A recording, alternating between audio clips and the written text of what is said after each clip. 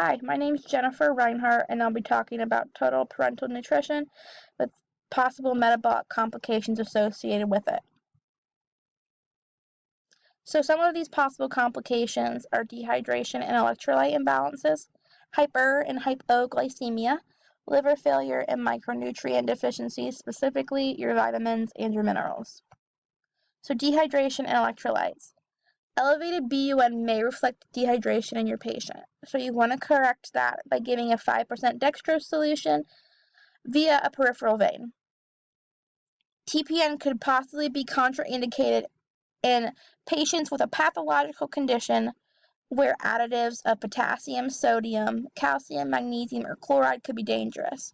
And so these would be your anuria, hyperkalemia, which could possibly result in a heart block or myocardial damage, and that would result in severe edema due to that cardiovascular dysfunction, and also renal and hepatic failure. So hypo and hyperglycemia. So this occurs in greater than 90% of patients on TPN. So hyperglycemia can be avoided by monitoring your patient's glucose often. So you want to adjust your insulin dose so it is concurrent with your TPN solution. So hypoglycemia can be caused by a sudden stopping of that concentrated dextrose infusion, your TPN. So short-term hyperglycemia may be revived with a 50% dextrose infusion via IV, or prolonged hypoglycemia may require an infusion of 5 to 10% dextrose over a 24-hour period before resuming TPN. Liver failure. So liver dysfunction is evidenced by increased transaminases, bilirubin, and alkaline phosphate. And this commonly happens when TPN is started, like right at the beginning of their TPN therapy. And you can also have painful hepatomegaly, and that's with fat accumulation. So typically TPN is given along with some lipids, and so that's where we get this. So you should reduce your patient's carbohydrates.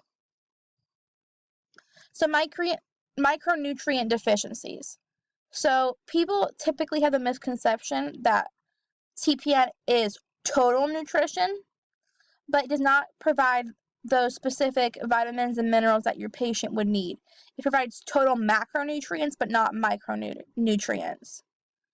So the deficiencies occur when the TPN mixture doesn't have those correct minerals and vitamins that your patient specifically needs. All right, so we'll move on to some questions. Question number 1. What does TPN stand for? Total parental nutrition, typical parental nutrition, or total precise nutrition?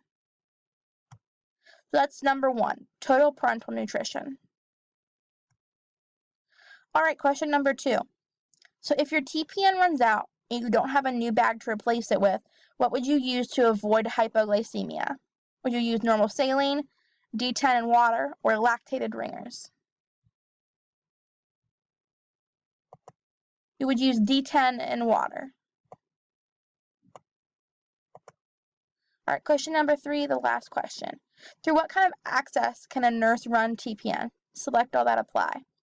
So would you use a peripheral IV, a PICC line, or a central venous catheter?